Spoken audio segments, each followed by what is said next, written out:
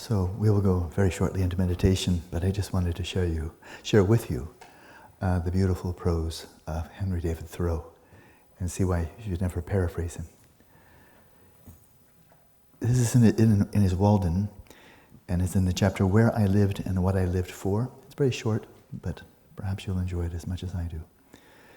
I went to the woods because I wished to live deliberately, to front only the essential facts of life, and see if I could not learn what it had to teach, and not, when I came to die, discover that I had not lived. I did not wish to live what was not life. Living is so dear. Nor did I wish to live to practice resignation, unless it was quite necessary. I wanted to live deep and suck out all the marrow of life, to live so sturdily and Spartan-like as to put to rout all that was not life, to cut a broad swath and shave close, to drive life into a corner and reduce it to its lowest terms. And if it proved to be mean, why then get the whole and genuine meanness of it and publish its meanness to the world. Or if it were sublime, to know it by experience and be able to give a true account of it in my next excursion.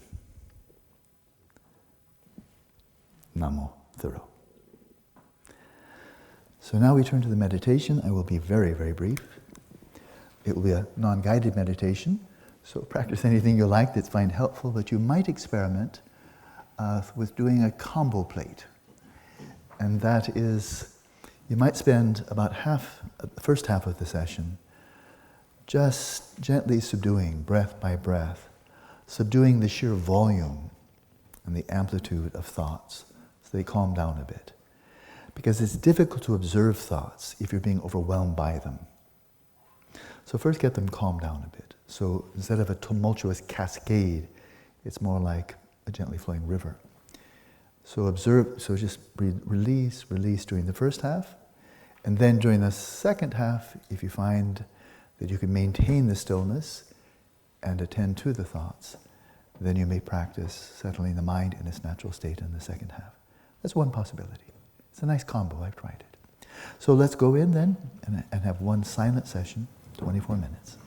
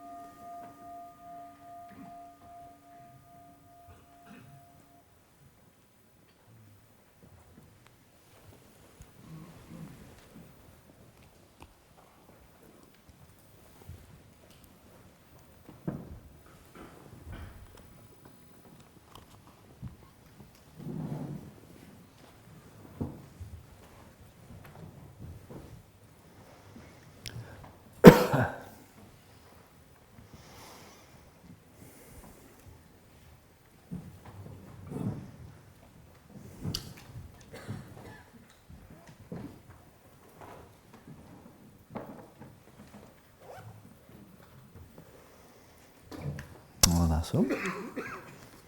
So I haven't paid off all my bills from yesterday, but I will move along if I find some question or comment that's not directly relevant to what we're looking into here. Time is very short, and I'd like to have as much clarity about the teachings and practices we are focusing on. So here's, the first question is, I really can't answer it. Is there such a thing as light, dreamless sleep and deep dreamless sleep? It kind of feels like it, but I'm no expert. I'm no expert at all. So I can't really comment on that, how that relates to the substrate consciousness. So then I get to be very happy. I don't know. And is working with Naga or Naga Buddha be supportive of dream yoga practice? I don't know. I don't know what Naga Buddha is. So that was easy. I don't know. And then here's a comment. One night I awoke after lucid dreaming and went downstairs. Our home looked normal and apart from a large chandelier hanging in the hall, which we do not have. I realized I was still in a lucid dream and found myself dreaming again in bed. Then I awoke again and went downstairs and the chandelier was still there. I found myself back in bed again. This happened 9 times. Before I finally awoke, how can I know I'm still not in a dream? That's a very good question, and the answer is you can't. I mean, how do you know you're not dreaming right now? Do I really need to turn into an elephant and spout champagne all over you? But this is called a false awakening. It's very interesting. It's not uncommon for lucid dreamers. I'm sure that Charlie can tell you a lot more. But it's very interesting, both literally and metaphorically, that you think you've awakened from the dream, and you said it exactly. You think you're no longer dreaming, and then you find that you simply slipped from a dream state to a dream state, and it's a false awakening. And so they're common. So if you wanted to check, well, you can always do a state check. When you see the chandelier for 9 times, that might be a pretty good indicator. But you can always jump, or pull your nose, or read something. So there are these state checks. But now I'm on that topic, I'll make a short comment. And that is, I think those who have done the pioneering work and then post-pioneering work in lucid dreaming have just offered a great service. I have only appreciation for it. And of course, everything has its limitations. I just mentioned Buddhism has no, how do you say, psychology for dealing with the mentally ill. That's a limitation, and it's just not there. Years ago when I was in Phuket leading 8-week retreat, to give an example of this, when people applied for the retreat, we said, if you have any mental illness, then really please don't come to this retreat, because I am not capable of helping people with mental illness. I have no training whatsoever. So please, if you don't, please don't apply. Well, one person was suffering from severe and chronic depression, and he really wanted to come to retreat, so he didn't mention that. And what he also didn't mention after he arrived is just recently, within the last 2 or 3 weeks, 2 of his friends committed suicide.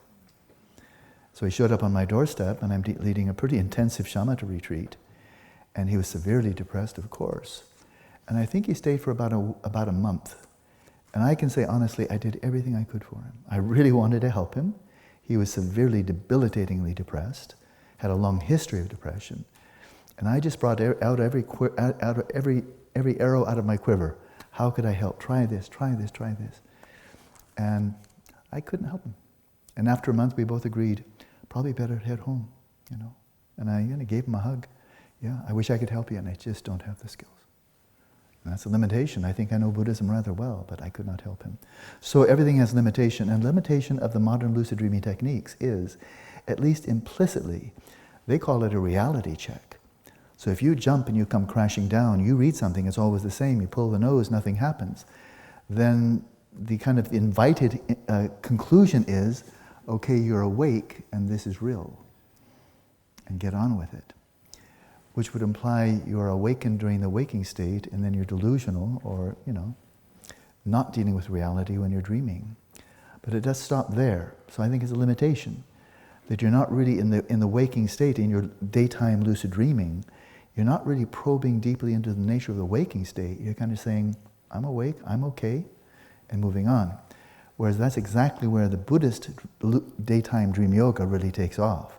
It said, wait a minute. Maybe we are dreaming.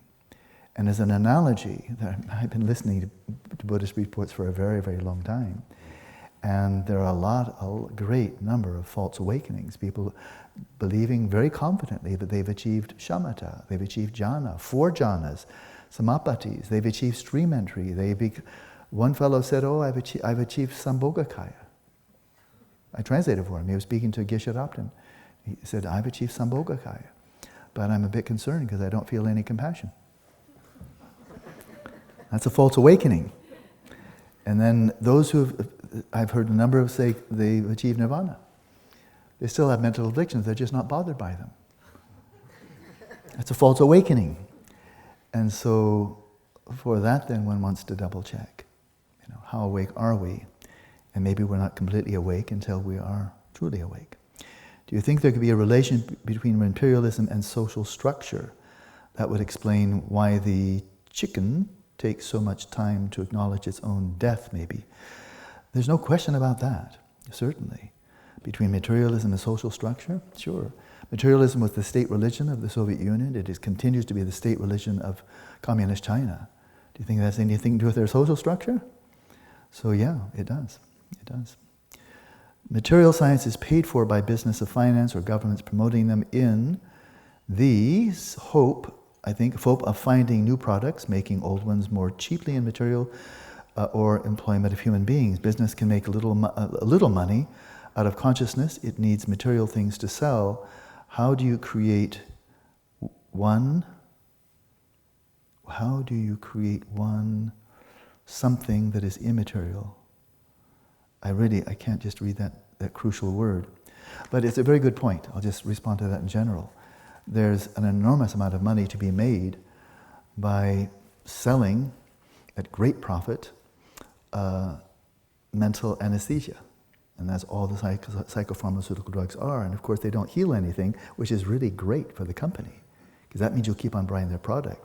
Heaven forbid that they'd actually give you a drug that would heal a mental disease, because then you won't need it anymore. And they've lost a customer. So it's in their interest to keep you as sick as long as possible. And if the drug has side effects, you got another drug to deal with that. So this, I think, is a real downside of the union of capitalism and healthcare. You've overcome that somewhat in the UK, but in America it's just completely catastrophic. And so, it's quite true. I'll give a sequence that I think is very good. Because I don't feel polemically against drugs. They're lifesavers for some people. We know that. Antidepressants, many people find them extremely beneficial. But if one is, I'll just give this and then show how non-lucrative it is at the beginning. If you can get people who are depressed to take your antidepressant, you've got them hooked. Because you might have read The Guardian a couple of months ago, the catastrophic side effects of coming off of them. Did you read that article? Yeah. So you got side effects while you take them, then you try to get off of them and you get more side effects. And they can be really debilitating.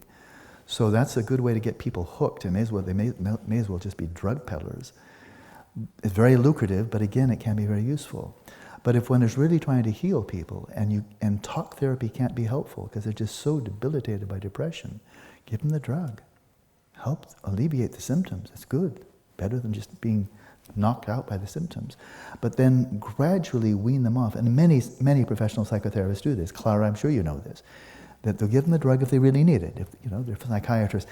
But then get them to the point their head's above water, and then give them talk therapy. Compassionate and wise counsel, bring understanding, help them actually heal, and gradually wean them off of dependence on drugs. And then, when they're really kind of getting more and more healed, then you may introduce some type of meditation that they can do on their own and they don't have to pay for. And then you gradually wean them off of the talk therapy, so they don't have to have it for the rest of their lives. And then they can be practicing meditation, they can be cultivating greater and greater sanity, and your profits are just going down, down, down, down, down, down. Biggest profits by selling them drugs. The littlest profit by helping them, teaching them meditation so they become self-reliant and don't need you anymore.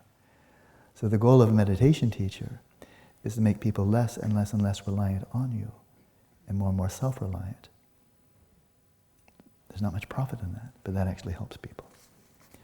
So when falling asleep, sometime I believe substrate consciousness is accessed. From this potentiality, something of emergence, growing emergence, my possible dreams get perceived in a dream bubble.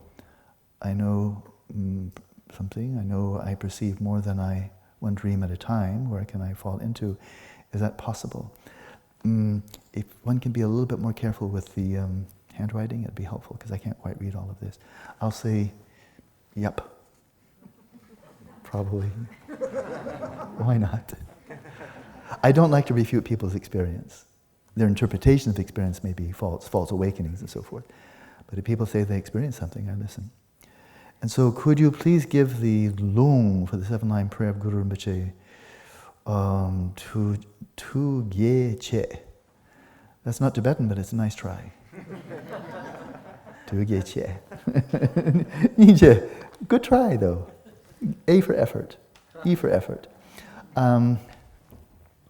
We'll see. Are you a ngakpa now? Some people call this robe and this get-up ngakpa. I don't. A ngakpa is a tantrika. I should have a knot and a bone through my hair. And I should have my consort around someplace. Where'd she go? So I'm not a ngakpa. I just call these dharma robes. And for the last 29 years I've been trained in the Nyingma tradition. And if you go to a Nyingma teaching, you'll find a Lama, if he's not a monk, is probably wearing this. But a lot of disciples do as well. I was just received empowerment from this marvelous young Lama, Dujum Rinpoche. And it must be, you were there, how many? Maybe a dozen people? More. And they're not Lamas. They're not teachers. They're just very dedicated Dharma practitioners, and they're wearing this robe. I don't see any pomposity there, or look at me. It was just normal. I think it was really an expression of, I'm very dedicated to Dharma, and I'm showing this by my garb. That's my sense of it, quite innocent. And so, I'm in the service. Do you say that when a person goes into the military, do you say, I'm in the service? Do you say that in UK? I'm in the service. And so when I'm on duty, then I wear my uniform. And when I'm off duty, I just like to travel under the radar, because I'm a very shy introvert. And the last thing I want to do is run around in a red dress. It just calls attention, and I just like to be invisible. But here it seems appropriate, and I find it very, very comfortable. That's it. I mean, for myself, I was a monk for 14 years. I found it very comfortable. I'm not a monk, so I don't wear monastic robes. I'm a lay person, and yet almost indistinguishable. And I've been celibate for many, many years now. Married and celibate, happily. So I just feel comfortable. But no, I'm not a ngakpa. I'm just this guy up here that talks a lot. Could we maybe ask the participants who have a tendency to fall asleep and snore to try to meditate upright? No, I don't want to do that. It's a bit disturbing, but I already gave the antidote for that, the toggle rule. So if you lie down and you say, I'm certainly not going to go to sleep, that's fine. Just make sure your hands are within reach. So a person who is awake can easily wake someone up who is sleeping and dreaming. Is there an equivalent to that in terms of an awakened one waking someone up from the waking state? Maybe pointing out instructions. Yeah, good guess. For very truly accomplished Dzogchen masters who really have ascertained Rigpa, they really authentically have ascertained Dharmakaya, Buddha nature. People like Dingo Khyentse Rinpoche and a number of great masters. If they really have that realization, then it happens many times.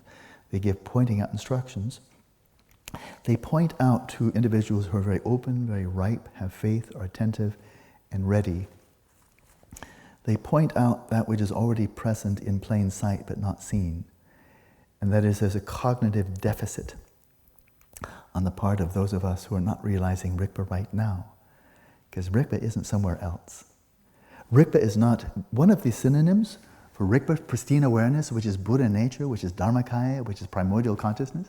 One of the names for it in Tibetan is Tame Beshepa, ordinary consciousness. Ordinary consciousness. That's exactly the translation. And you say, well, wait a minute, the ordinary consciousness, that's duh. Whereas the other one is, oh. So why are you using the same word for something totally ordinary and something absolutely sublime, transcendent, in the nature of the enlightened mind? And the reason for that is Rigpa is not other than your ordinary consciousness right now. Viewed from one perspective, the same thing. Your ordinary consciousness, just your awareness right now, just being aware right now. Viewed from one perspective, it's just ordinary awareness. It's conditioned, it's the consciousness of an ordinary sentient being, no big deal. But look at the same thing from another perspective. It's none other than pristine awareness. So it's a cognitive deficit that prevents us from ascertaining that which is right there in plain sight already. And so a great master can give pointing out instructions, and at least for a moment, it's very rarely sustainable when people have some kind of a breakthrough experience and do actually identify pristine awareness, having had it pointed out for them, is extremely rare. for people to then go home and just be streaming in Rigpa for hours, days after that. I'm not saying it's impossible, but it almost never happens. They'll lose it. They'll lose the scent. It's a nice analogy. These amazing dogs, the bloodhounds, they can pick up a few molecules here and there and trace it to the source. I mean, it's almost supernatural. But a dog may pick up a scent, like a lost child, and put the clothing there. The dog picks up the scent, and then, and following it. But then sometimes the dog just loses the scent. And so you can pick up the scent, you can get the taste of Rigpa, and you can lose it. You probably lose it for one or two reasons. You either just get distracted, your shamatha wasn't good enough, or you'll just start falling back into dualistic grasping and reifying everything. Your vipassana wasn't good enough. So if you'd like to identify Rigpa and actually be able to sustain that view of reality from the perspective of pristine awareness, shamatha and vipassana are that which makes it sustainable. And if you have not developed those, it won't be. Is prana the animator of the substrate, like wind is the animator of the sky? Not really, though. Wind's not the animator. Wind moves, sky just sits there. Oh, to move things which we have stored in memories, or did we store our memories through the mind and our bodies? Yeah, this I think is one of the great superstitions of materialism, that memories are actually stored in the body. You know what's stored in the body? Molecules, energy, chemicals. It's a categorical error to say something is not physical, is actually located in the physical. It doesn't make any sense. So the correlates for sure. And can you damage the brain in very specific ways so that you lose a memory? Yeah. But that doesn't mean the memory was there. And more than you damage the keyboard, you lost the memories because the memories were stored in the keyboard. And so, but the short answer is, can prana animate the substrate? Well, yep, the answer is yes, because if you do recall, that when you're in deep dreamless sleep, non-lucid, you don't stay there forever. Likewise, when you're in the dying process and you come to that dark near-attainment and it's basically like non-lucid sleep, you've slipped into the substrate. One of my favorite little phrases that I made up is, the only problem with death. The only problem with death is it doesn't last. And that as you slip into the substrate, you've gone to sleep. Like we say, I put the dog to sleep. Or I put grandma to sleep, But the problem is you don't stay asleep. 3 days max. And then you're out. You're on your way. So this poor fellow, this Jeffrey Epstein, I imagine he thought, when everything was going so bad and looked like it's only get worse, he said, well, then I'm out of here. Yeah, he's out of here and now he's there.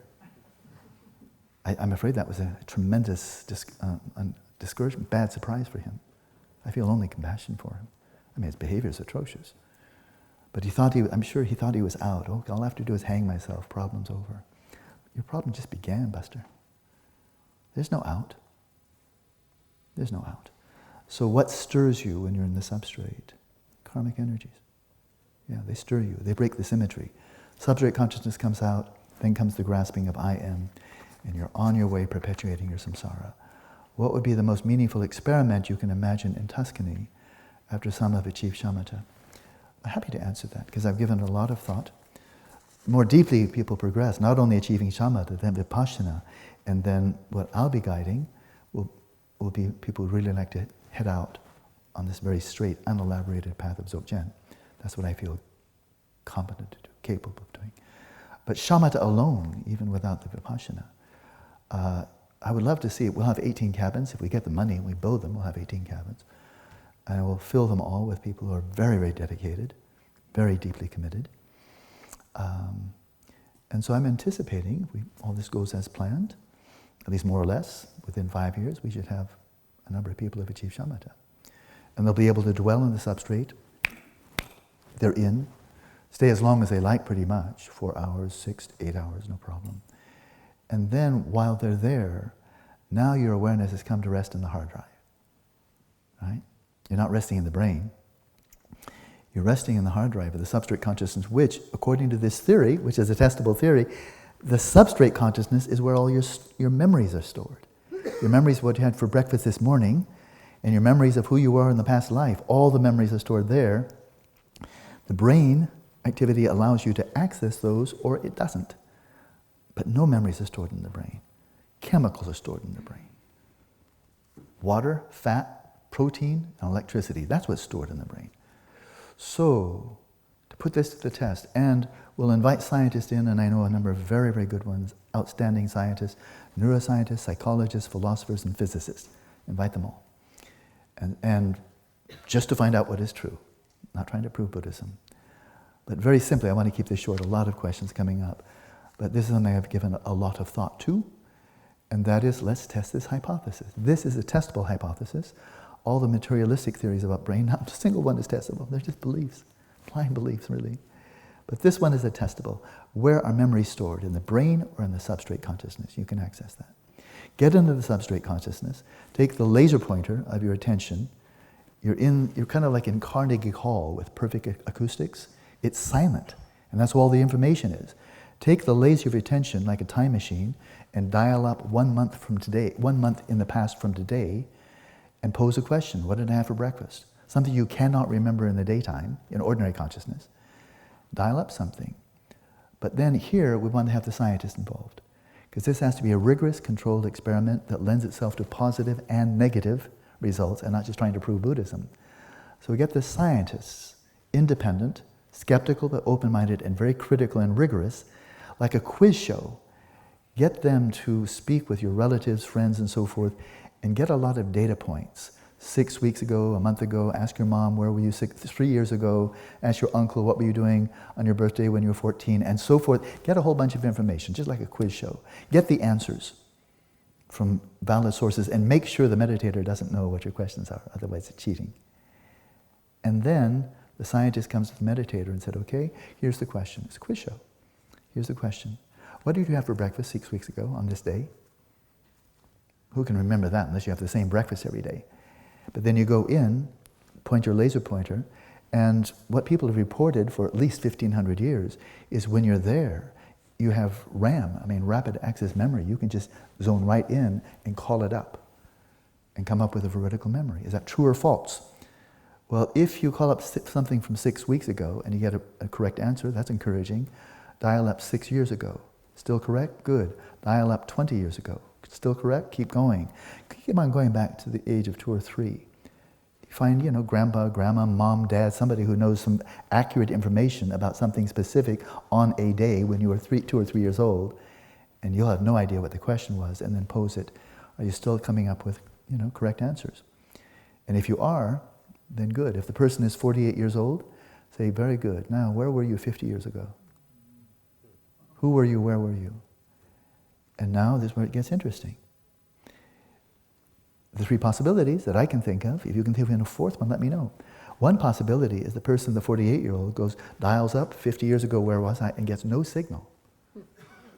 I got nothing here. That's an answer. Write it down. No signal, no memory. That's a real possibility. So that could come up, right? And you write it down. You don't try to protect Buddhism. Oh, maybe the Buddha would be upset. Forget about it. That's a possibility. Another possibility is I dial up 71 years ago and I come up and say, I was Cleopatra. Not possible. Fabrication, baloney, bollocks. Bollocks. That's the answer. You've got a memory that's complete fantasy. Baloney. So that's a real possibility. Come up with something that's just rubbish. That's a possibility. And another possibility, you come up and, what did I say, Tenzin Hundup from Kham? Okay. I go back and say, I was a cook in this monastery back in eastern Tibet. But I had really strong faith, and so I got good karma, and I got here.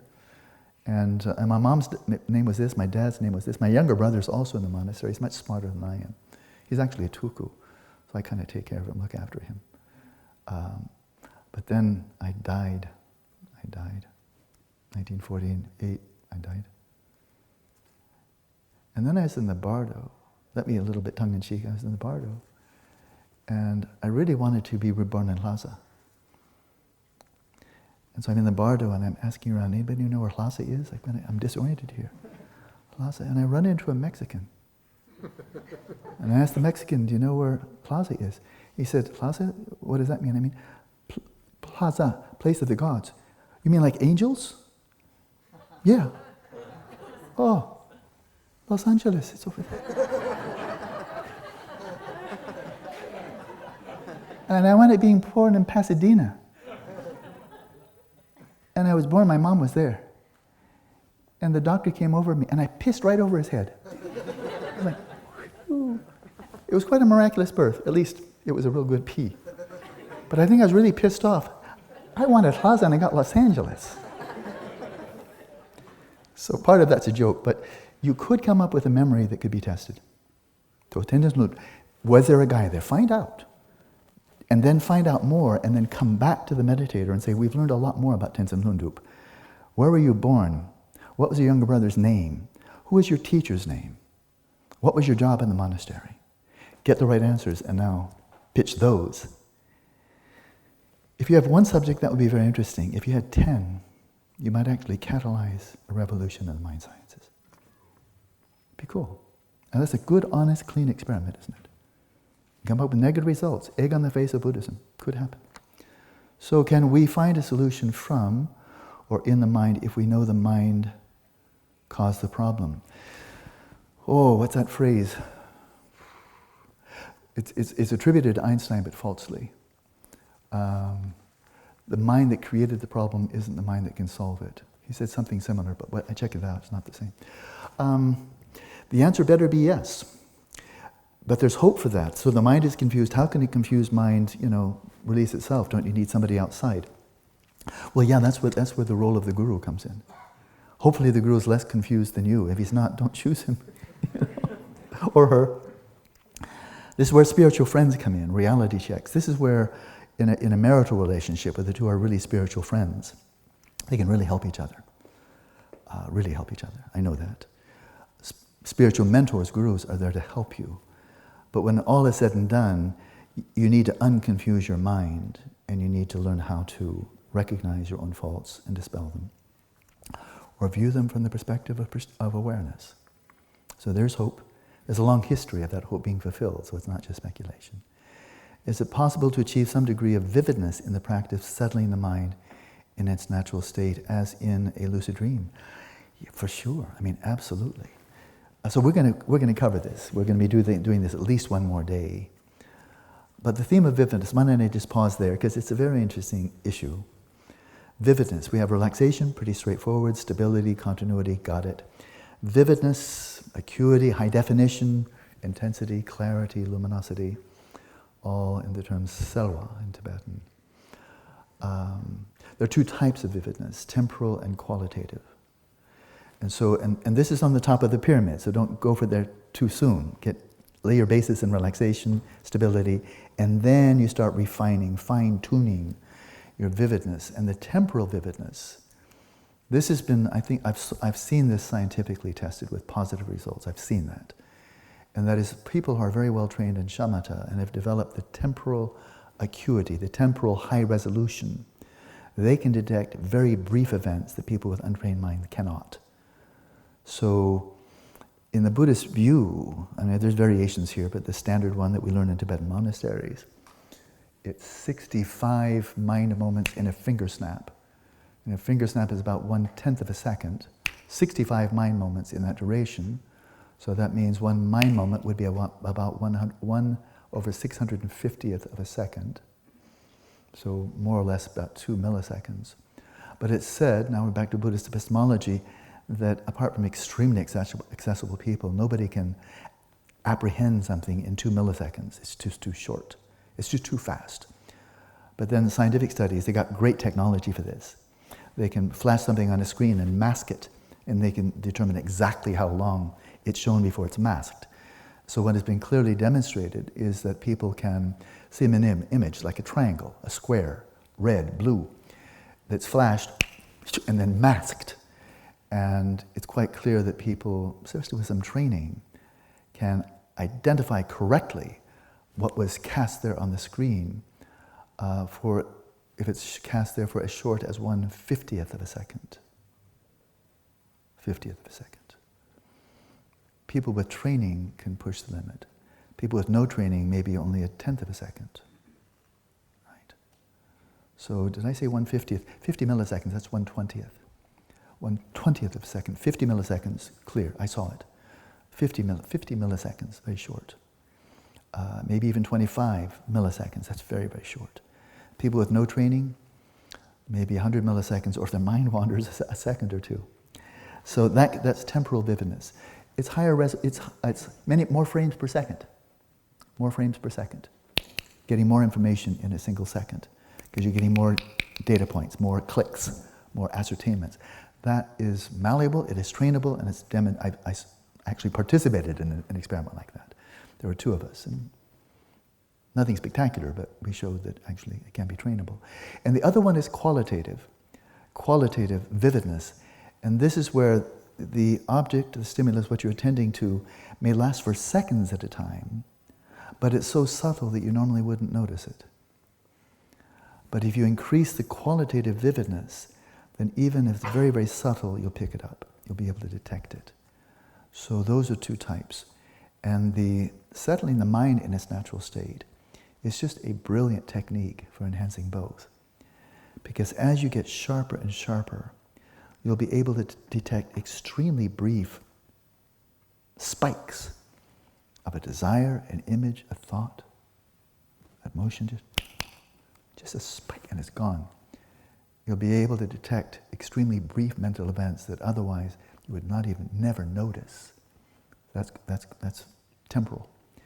And the other one is there can be an emotion, a thought, a desire that's so subtle you wouldn't notice it normally because you'll be attending to coarser things. But if you're in that zone, you're in that stillness, you'll be able to detect subtle murmurings of the mind that are normally beneath the threshold of conscious awareness, and you'll be able to detect it. And it gets subtler and subtler, briefer and briefer.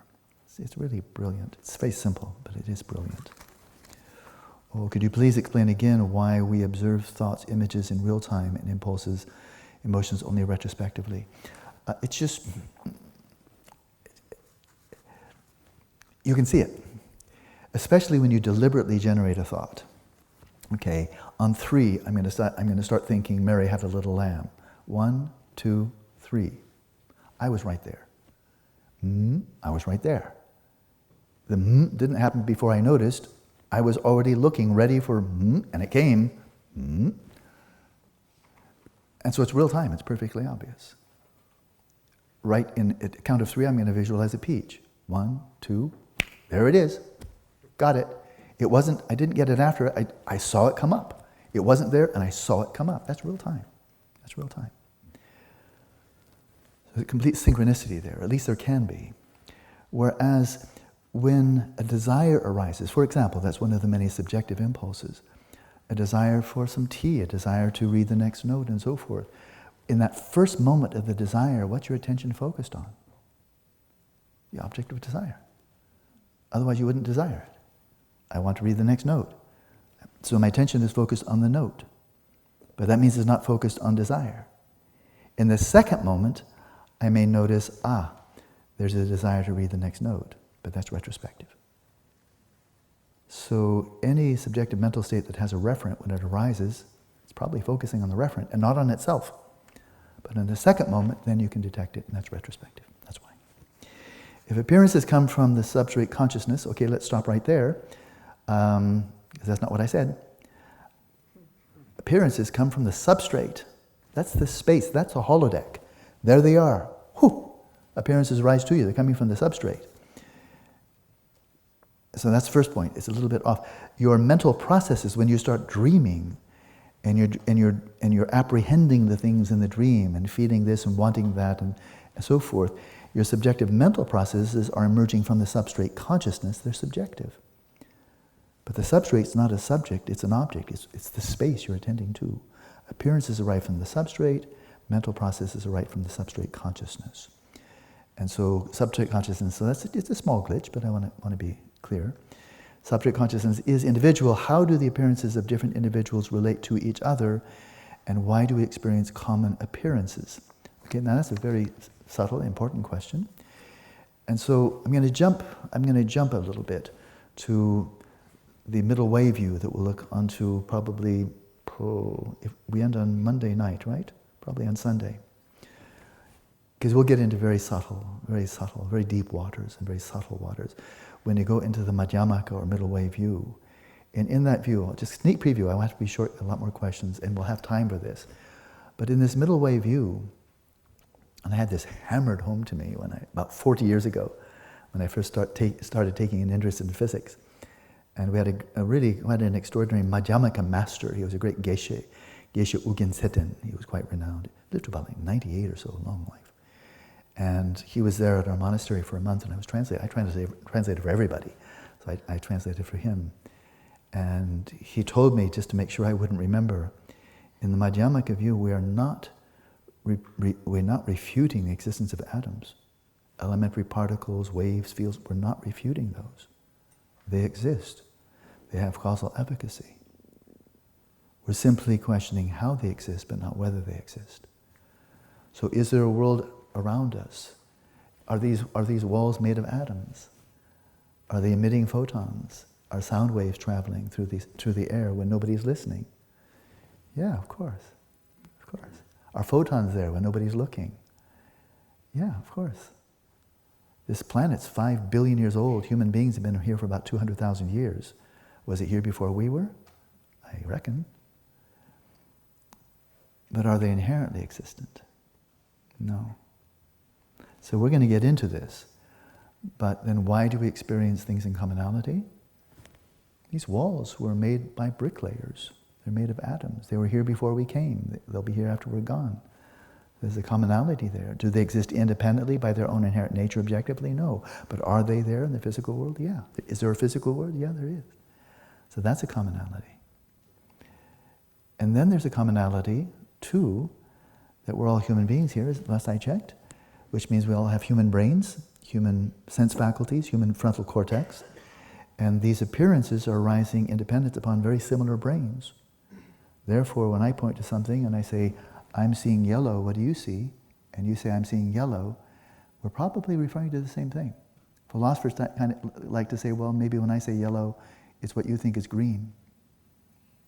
Well, if you just really like twiddling your thumbs, I guess you can ask that kind of question, but I think it's pointless. Why should we think that? I mean, what's the point? What do you think, yellow? Yeah, you got a brain like mine, so let's call it yellow. And let's not worry about it. Says, well, maybe one person sees purple. Pointless, useless. We have similar brains, we have common environment. But we'll get to that. It's more interesting than it looks. So, as someone who has taken all previous teachings in Kopan Monastery and Kathmandu under Lama Zopa, I'm trying to make the link between coarse mind, subtle, and very subtle mind, with awareness, the mind, mental brain activity, substrate, and pristine awareness. Also, which holds the karmic imprints more from lifetime to lifetime. Sure, it's straightforward, and it's straightforward. And just no contradiction at all. I'll say this with a lion's roar of total confidence. When we speak of coarse mind, or just mind in the Dzogchen tradition, it's just referring to coarse mind. Human mind has a gender, has language, personal history, it arises independence upon the brain. Damage the brain, your coarse mind can be damaged. That's coarse mind. When I'm using Dzogchen terminology, when that mind dissolves into the substrate consciousness, in the Galupa terminology, that's called subtle mind. It's also called subtle continuum of mental consciousness. They're the same, exactly the same. Tsongkhapa said so, actually. And that is where it's subtle. It's hard to, I find it so interesting. It's hard to give really short answers. But at least in a manner of speaking, your memories and your karmic imprints are stored in the subtle continuum of mental consciousness, not in the brain. There's just no evidence for that. Only that there's correlations, but that doesn't mean that they're actually stored there, any more than memories are stored in your keyboard. But where it gets interesting, because Tsongkhapa is very careful here, such a precise thinker, is it literally true that your memories are stored in your substrate consciousness carrying on from lifetime to lifetime? Like coal can be stored in a train, a carriage on the train, pile full of coal, and it goes from here to there. Is it like that? Are memories stored in your mind stream like coal is stored in a train? It goes from here to there? And I've just reified the train and I've reified the coal. And we can also reify the substrate consciousness and reify memories, in which case we've totally lost it. So let's use this one. I like this analogy a lot. Where's my cell phone? There he is. So these are very familiar gadgets. And so I can send a message to somebody. I actually could. I'm online right now, I see. And so I could send Dambala a message. Here's a photo I took of Greece. I can send a message. And this is the Acropolis we saw. I can send him a message. And then very short time later, oh, thanks, cool. So I sent him some information, right? And it was sent from this contraption here, and it was electromagnetic field sent from this to some node. That probably bounced off a satellite, came down to the node, and then that field, or some variation of it, was transmitted to his cell phone, which then shows him an image on his screen. And so I sent him information, right? What conveyed the information from my cell phone to his cell phone? Not magic, it's just physics. And so what conveyed the information? Maybe there's a little subtitle, Acropolis on the island of Rhodes in the Aegean. So I got a text and I got an image. So that's all information. So what was the carrier of the information? As I hit send, and then within a fraction of a second, he gets, thanks, cool. Well, it has to be the electromagnetic field emanated from my cell phone, right? What else? That's all that comes out. But then if you could hitch a ride, now we do what Einstein did a lot. Hitch a ride. When you see that electromagnetic field being emitted from my cell phone, lasso it, catch it like a horse that's running away, and then jump on top of it. So now you're riding an electromagnetic field. Yeehaw! And so you're riding exactly that electromagnetic field. It's going at the speed of light, 186,000 miles per second, and you're riding on it as it's going up towards the node and then heading off to the satellite. And while you're on it, then look into that field. Because the field's holding the information, right? Information not anywhere else. It's in the field, right? And so you're on the field now, you're riding it. And then look into the field and see if you can see any information. Can you see an image? Can you see text? In the field? Can you see any information at all? No way. It's a field. It's physical. Information is not physical. It's not physical. Has no mass. Has no physical properties. And yet it's being carried by the field, in a manner of speaking. But if you look into the field, it's not going to be found.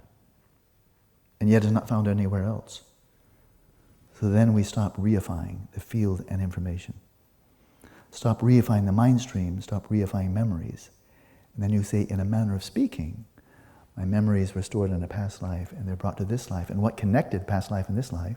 Nothing other than that substrate consciousness. And a very subtle continuum of energy, prana.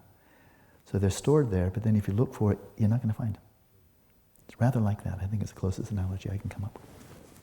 So that's that. So, subtle mind, subtle continuum, mental consciousness, substrate consciousness, same, exactly the same.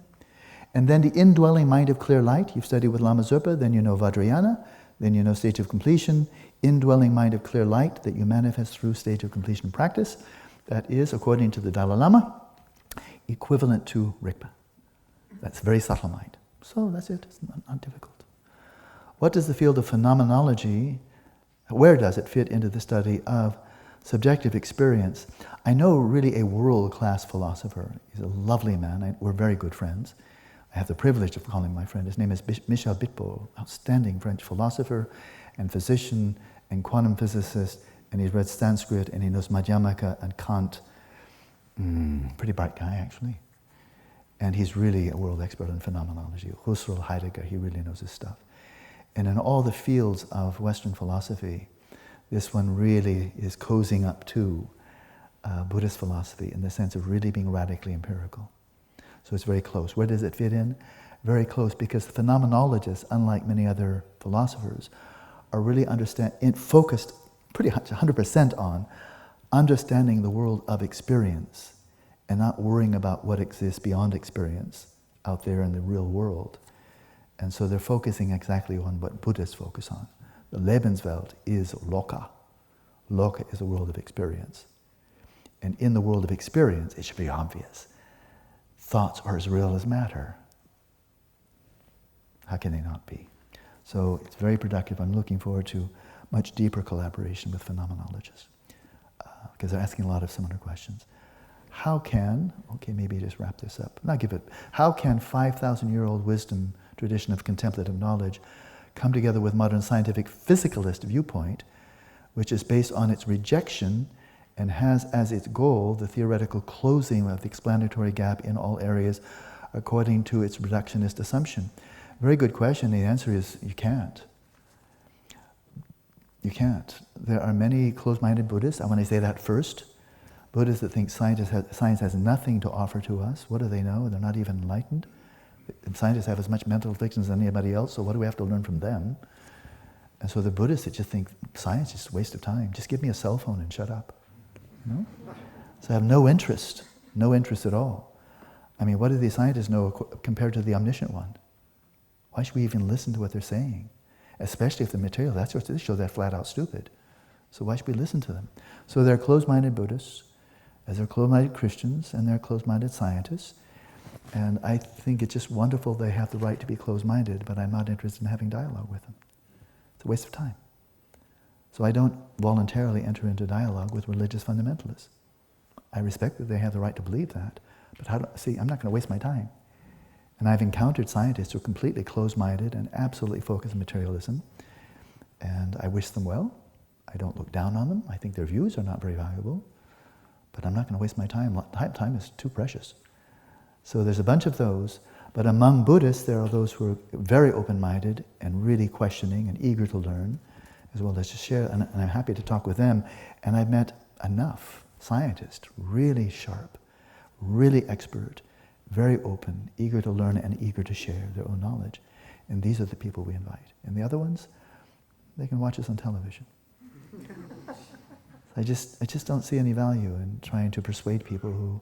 I'm not an evangelist. I'm sharing the Dharma I understand. If people are interested, come. If you're not, I don't care.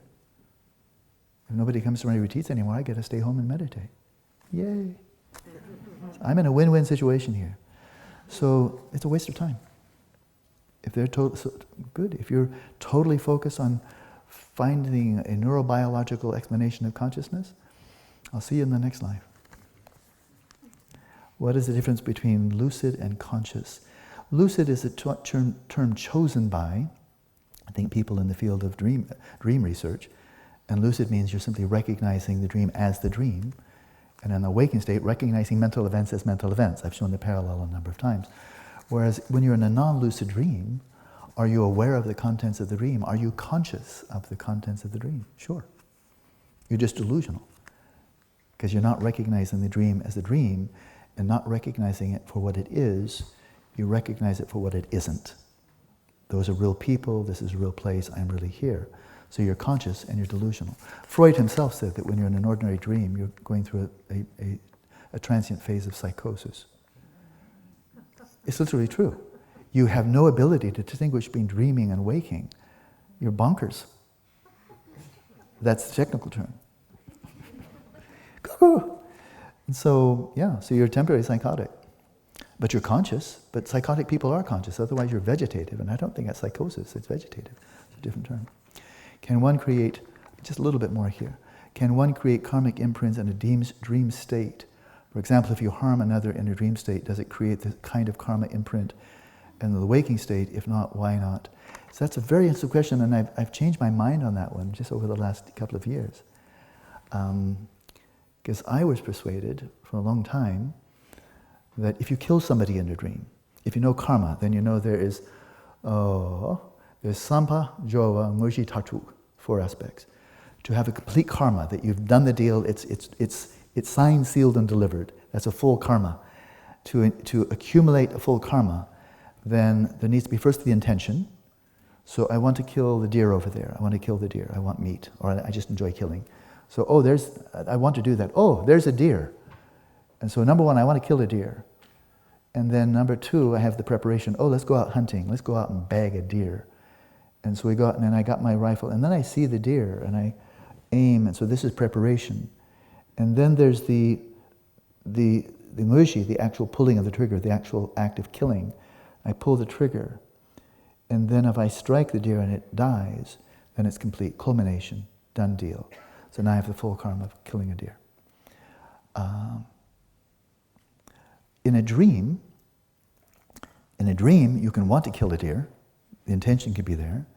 You can get your gun, buy a gun, and go out hunting in the dream. So the preparation is there. You can find a dream deer, and you don't know it's a dream deer. You think it's a deer, and you get it in its sight, and you pull the trigger, so you can actually pull the trigger. But you know what doesn't happen? No deer falls dead. An appearance of a deer will go, but there's no deer there, so there's no harm. You didn't kill anybody. So my thought for a long time was, there's karma, but it's not complete. If I give somebody a gift in the dream, well, that's very nice, the intention, the preparation, the enactment, but nobody actually receives the gift. So there's no culmination, right?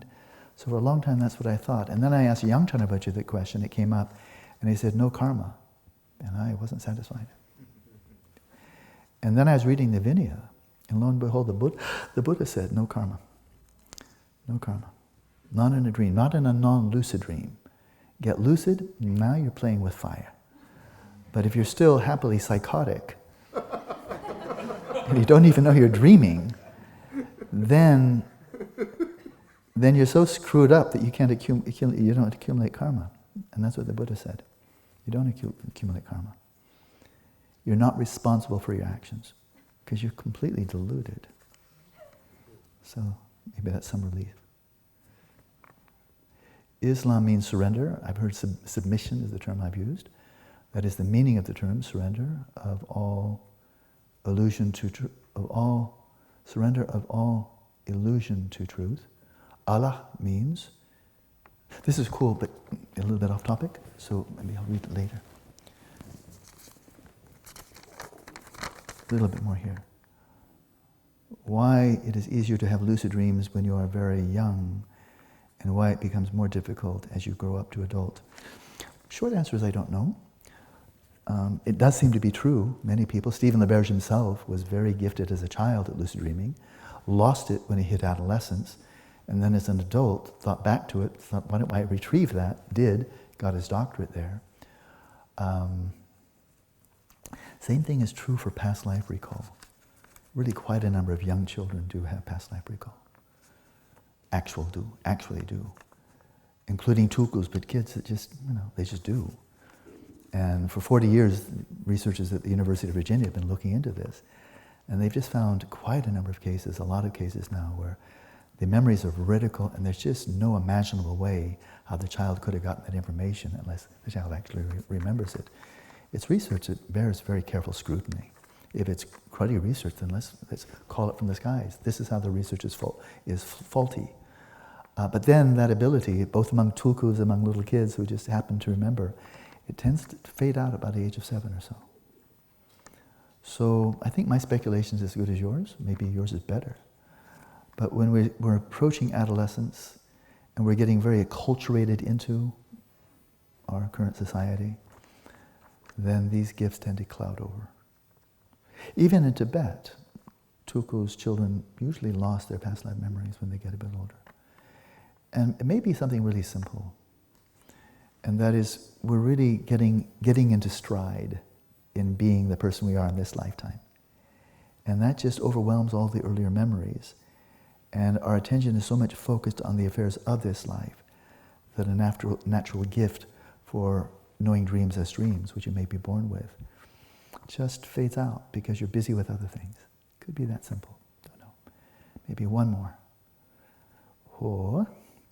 The mind is immaterial and yet it has an effect on the body, which is material. How does something that is non-material have an effect on something that is material?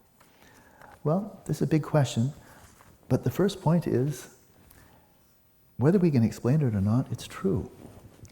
I mean, the placebo effect is just one of the obvious ones. And it shouldn't happen. If materialists are right, that should never happen. That should be magic. To believe, I'll give one example. It was in a scientific paper. There was a study done of some trial drug for Parkinson's disease. In the trial. So of course they brought in a group of people with Parkinson's, and they had the medication that was under trial, and then they had a placebo, sugar tablets, salt, whatever. And they gave it to people, And then there was one fellow who, and it turned out when the drug trial was all over, that the experimental just didn't work at all. It was nada. It just didn't work, period, let alone the salt tablet. But there was one fellow in the study, they're told that you may be given the real medication. I think they're trying to be very honest. We're going to give you something, and it may very well be the real medication, and so it may be. And others getting a placebo, well, there it is. But it's a random trial. So one fellow who actually didn't get the placebo, he got the medication, which turned out to be zero effective. He took it believing he was getting a brand new miracle drug. And he took it with that faith, that belief that I got the real stuff, I didn't get the placebo. And I think this is going to be a wonder drug. I think this is going to do the job. I think it's going to really help. He took this substance that was completely useless. And with that expectation, that hope, that anticipation, his brain started producing more endogenous, what's the term? Endogenous dopamine. His brain started generating more endogenous, that is the brain created, not outwardly imposed.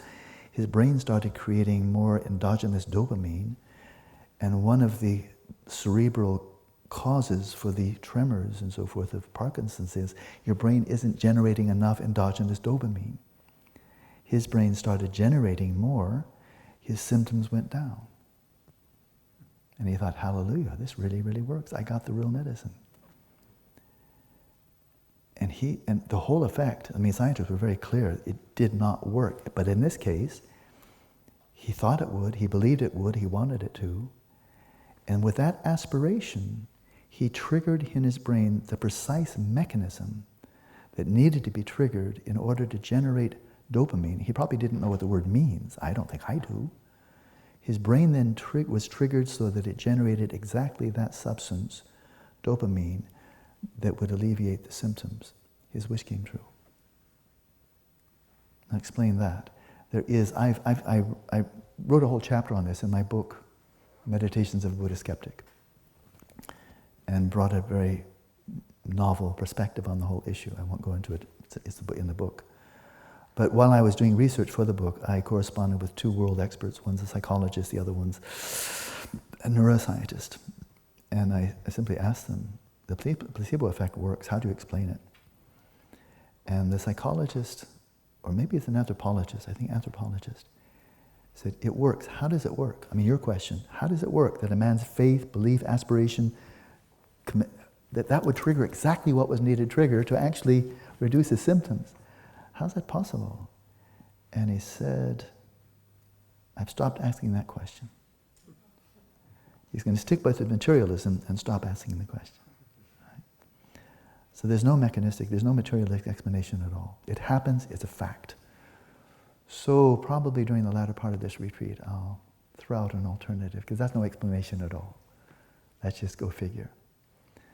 But there is no way to explain that materialistically. It doesn't make any sense, it's magic. And magic is fraudulent. So maybe we'll get to this later on. What I did, which we'll get to it, is take some of the insights from quantum cosmology, where matter is not primary. I'm speaking of world-class physicists here, John Wheeler, Stephen Hawking, Anton Zeilinger, André Linde. These are world-class, who really embrace quantum cosmology. And in quantum cosmology, we're leaping ahead here and then we'll call it a night. In quantum cosmology, matter is not primary. Energy is not primary. Information is primary. And matter, energy, subject, object, mind, matter, they're all derivative. Because all of those are created by the conceptual mind on the basis of information. Semantic information. There is no semantic information without consciousness. Words don't mean anything unless some conscious being knows what they're referring to. And so these brilliant minds, brilliant like Richard Feynman, brilliant like, so many Nobel laureates, they've concluded matter and energy are not primary, they're derivative. What is primary is information. And out of information, the human mind creates constructs, matter, energy, dark matter, dark energy, new kinds of energy, and so forth. But they're all derivative. So to give away the plot just a tiny bit, then we'll call it a night. Consider that your body is not primarily, fundamentally, at root. Consider that maybe it's not fundamentally composed of matter. Molecules, cells. It is, of course. But that's not its fundamental nature. Consider that possibly your body is fundamentally an information processing system, which was what the quantum cosmologists say is true of the whole universe. It's fundamentally an information processing system. I can show you the sources. I've written about it quite extensively, but the sources are spectacular. Well, macrocosm, microcosm. If the universe is an information processing system where information is primary, matter, energy, and so forth are derivative, consider that maybe your body is a microcosm of the universe. And it's fundamentally an information processing system, a conscious one, of course. And if you insert into that information system, this medication is really going to help with your Parkinson's. And you're inserting information into a system that is fundamentally one of information, which is not material. And that information is fed into the system from the basement, from the ground. That may trigger exactly those derivative processes in the body that are material and bring about just the result you're hoping for. In which case, it's a naturalistic explanation, no magic, but it's information that's primary and not matter. That's my thought. I thought when I published that it would raise some ripples. It did in my mind. That's about it. So we'll see, maybe one day somebody will take it seriously. But I thought it was very cool myself. So tonight then it's time for bed pretty soon. And so would I give some bedtime counseling? And that is, there are two types of people who fall asleep easily and people who don't. How's that? And those who fall asleep easily know who you are. You put your head on the pillow, 5 minutes later you're out. I've seen some people, one Tibetan tuku I knew, we were in a car driving in upstate New York, and he looked around, there's nothing to do, Sharpa tuku. And he put his head on the window while we're driving. He was asleep within seconds. I looked at, you have a siddha, you have a siddhi, falling asleep siddhi. I couldn't, if somebody gave me $10 million, fall asleep within the next 5 seconds, I can't do it. So there's some people, they just boom, boom, they're gone. And other people, you put your head down on the pillow and you really think about it a long time. You know, just, 10 minutes goes by, 20 minutes, and then gradually the whole system calms down and then you conk out. I'm more the type 2 myself. And so if you're type 1, you just fall asleep easily. Then my bedside advice would be that when you put your head down on the pillow, go in the Shavasana and rest your mind in its natural state. Rest in awareness and observe the mind. Keep that light clear, that awareness. Keep it clear, keep it bright, and focus single-pointedly on thoughts, images, desires. Just watch them. From the stillness of your awareness, just watch them.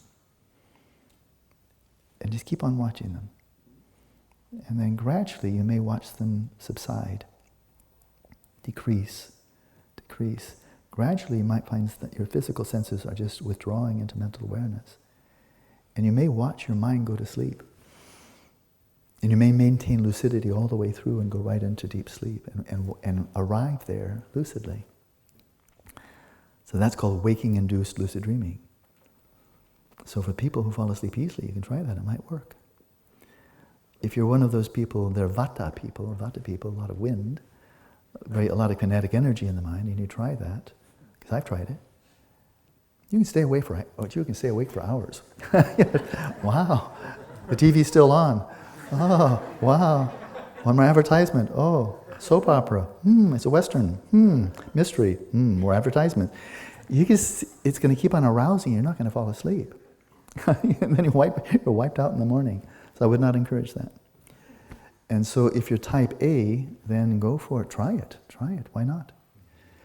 And maybe you'll just fall asleep lucidly. Your body falls asleep, your mind falls asleep, and you stay awake. Very cool. But if you're type 2, then I wouldn't try that, because you'll probably just keep awake, because it will keep on arousing you. In which case, mindfulness of breathing is really the cat's meow. Can you translate that into Spanish? Just what the doctor ordered. And that is, it's soothing, it's calming, it'll quiet the mind.